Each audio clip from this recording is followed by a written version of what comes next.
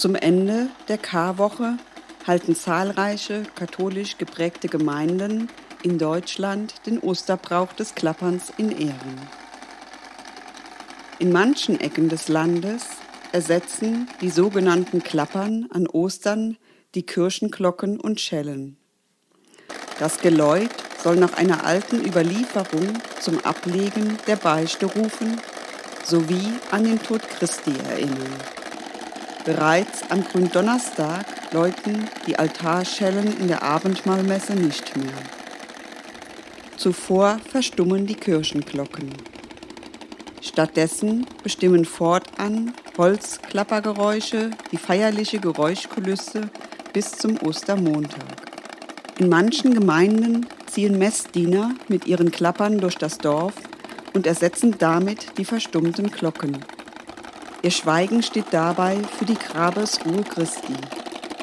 Während der Klappertage sind die Glocken, so sagt der Volksmund, nach Rom geflogen, um dort eine Beichte abzulegen.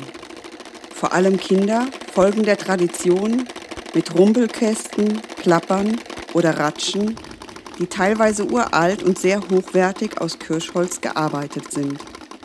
Das laute Geräusch rief früher die Einwohner zum Gebet oder Gottesdienst. In Lütz lautet der Ruf morgens und abends zwischen Klappern und Ratschen und Rumpelgeräuschen: Bettklock, Bettklock.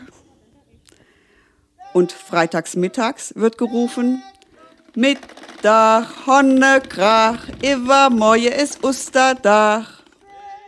Am Nachmittag des Kar-Samstags ziehen in manchen Orten die älteren Kinder von Haus zu Haus, um von den Einwohnern für ihre Dienste mit Ostereiern entlohnt zu werden.